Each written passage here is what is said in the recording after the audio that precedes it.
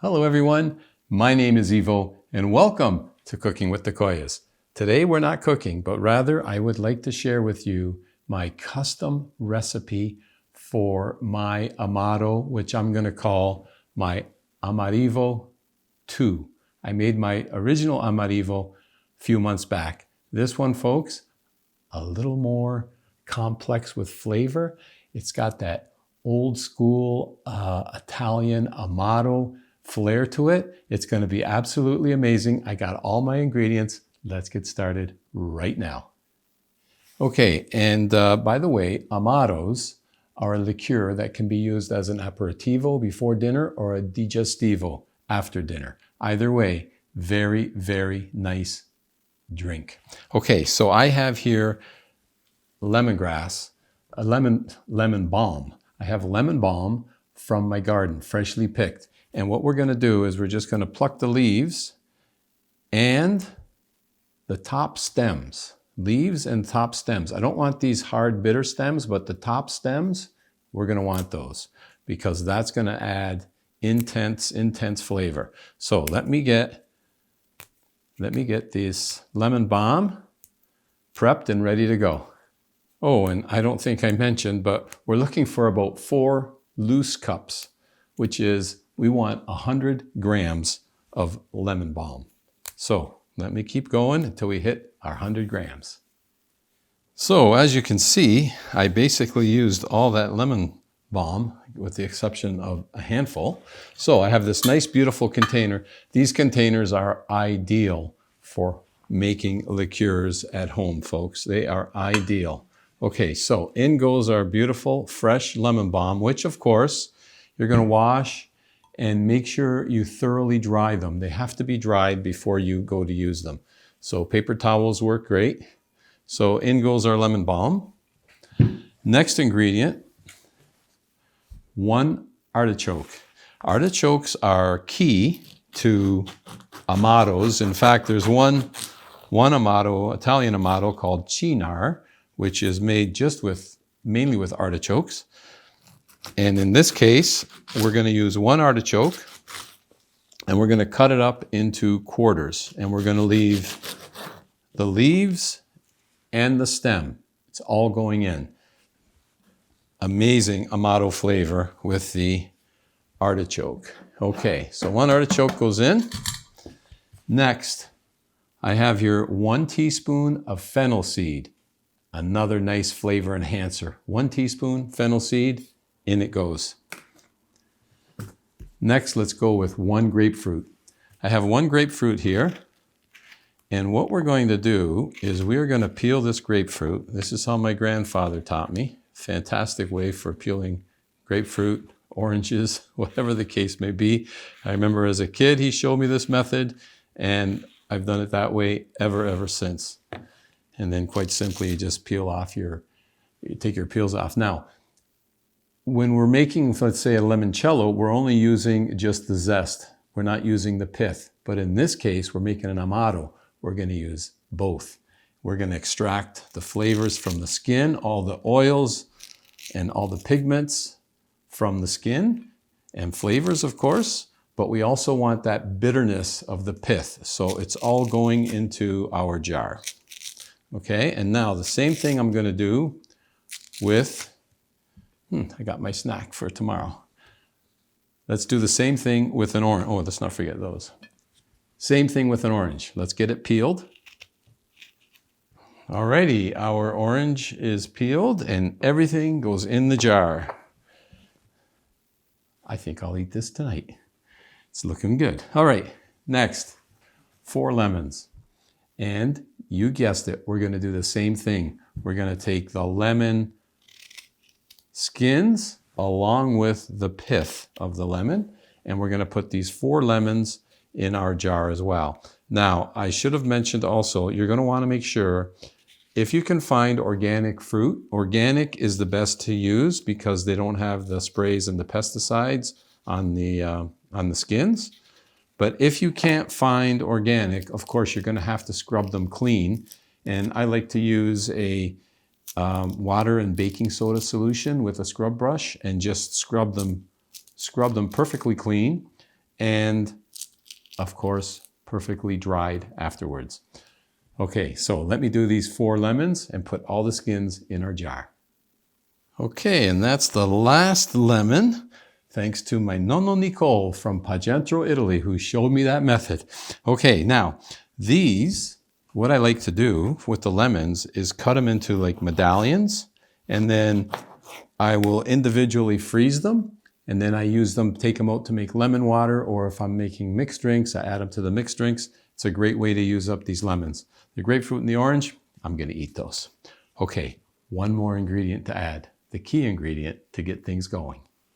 And that ingredient is, you're gonna want a grain alcohol or a neutral spirit, 95% alcohol by volume. So that's 190 proof. So I get mine here locally. Get this top off. There we go. A nice little distillery in the St. Catharines that they even ship to your home, which is great. I'll put a link in the description for you if you can't find it locally.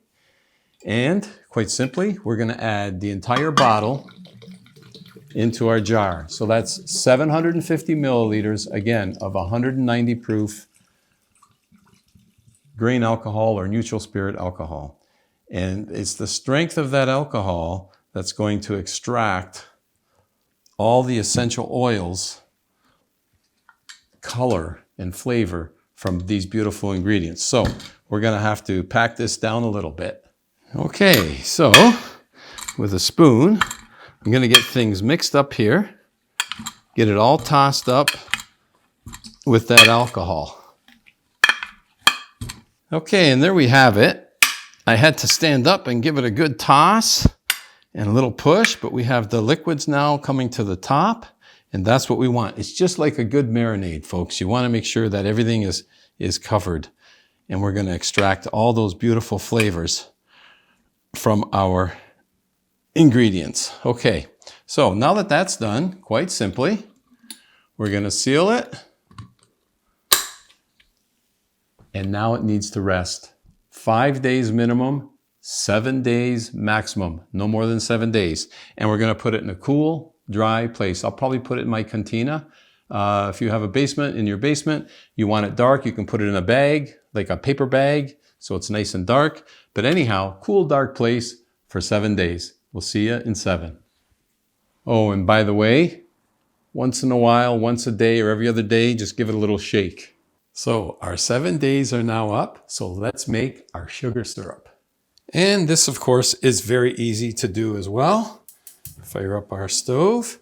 I have here 1,400 milliliters, which is 1.4 liters of water. I'm using filtered water.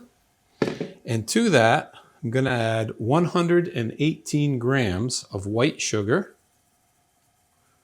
Okay. And 115 grams of brown sugar.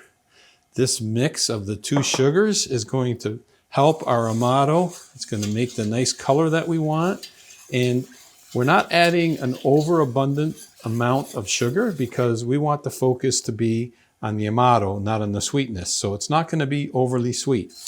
And all we want to do here is heat the water up just enough to get all our sugar incorporated and dissolved into the water. Because once we finish that, it has to cool. So the hotter the water, the longer the cool period.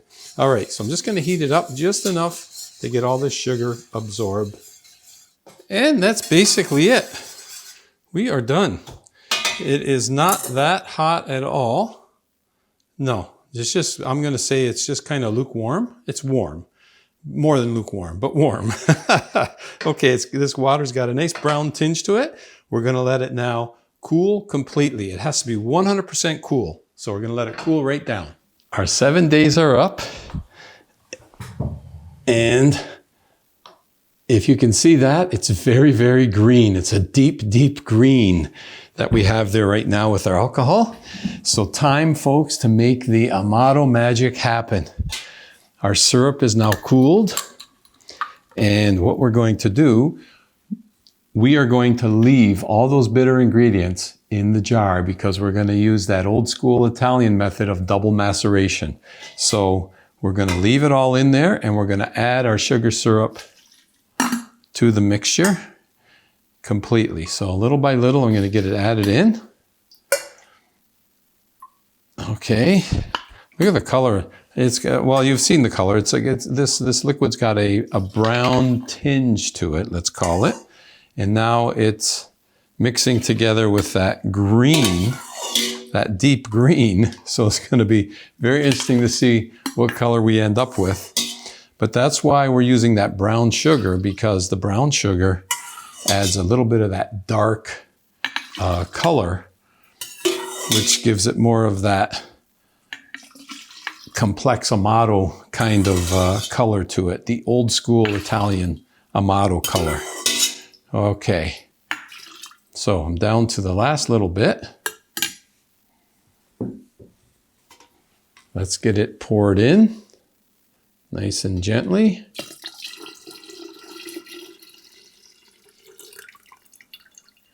Okay, that's all done. And now look at this. We're just going to give everything a stir and allow this double maceration process to happen. So it's going to continue to extract flavors and bitters from all the ingredients that we've added. But by doing it this way, it's changed the chemical composition of our ingredients here. And it's going to now meld and marry together and start to develop those beautiful, complex Amaro flavors that we are looking for. So, lid goes on. This is going to go back into a cool, dark place in my basement. It'll be covered with a cloth to keep it dark. And 4 weeks. We got to be that patient. That's it. 4 weeks. We're going to come right back. We will strain, bottle, and of course, taste test. The time has now arrived. There is our Armarivo II right there. It looks like a minestrone, right? Doesn't look too appetizing at this point, but looks, folks, can be deceiving. Okay, so I have a screen. I have a fine mesh screen. I'm going to put it in there, and let's screen out a lot of the heavier deposits here. Pour everything in. And we want all that to come out. So, use my hand here a bit. Come on out of there. Wide mouth jar, do your job. Okay. All that lemongrass. Look at all these ingredients coming out. Okay, and there's our artichokes. Get the artichokes out, our grapefruit. Amazing ingredients here. Oops, come on out of there. Okay, I'm gonna say that's pretty good. All right, so look at the color. It's got a nice medium to dark brown color to it. I like the color. But more importantly is the taste. So what I'm going to do here, folks, I'm going to put all this in here, including that artichoke that fell. Okay. I'm going to squeeze this a bit and see if I can get a little more out of it and add it to our container. Good to the last drop. In fact, I got out a lot more than I thought I would, but I squoze it as much as I could. Now we're time to bottle. Another fine mesh screen. We're going to filter it one more time. And if you want to use coffee filters, go ahead. It'll take a lot longer. And you'll need a number of coffee filters. However, it can definitely be done. And yes, I am reusing bottles. I recycle. Whoops, that wasn't very good. All right, let's take your time, Evo, and just get these bottles filled. Okay, so I figured, why not stand up and do it and avoid any spillage? Okay, our first bottle is filled. Look at that nice color, that nice light brown color to it. I love it. All right, we move over. Let's get the next one filled. And we've got one more to go. Let's top this one up. Perfect. And I think for this last one, I can probably safely pour it out of the jar. Let's see. Oh yeah, no problem. Look at this. Oh, I'm looking forward to the taste test, folks. I am looking forward to the taste test. There we have it.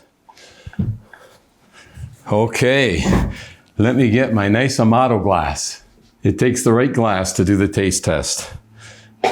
All right, since this one's half full, let's go with that one. Oh, let's just do a little. All right, nice color. Very nice aroma.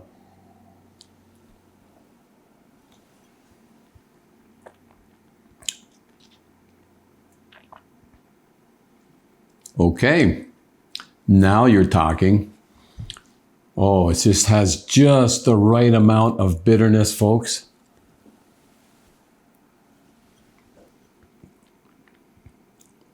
Oh yeah, now that's an Amaro. It is not sweet, a hint of sweetness, but not sweet. It's more, when on the finish, you have that nice bitter taste left over, and it's not a bad bitter taste. It's not like shake your head bitter, like biting into a lemon. No, it's a real nice, smooth, bitter finish, folks. This, well, not this.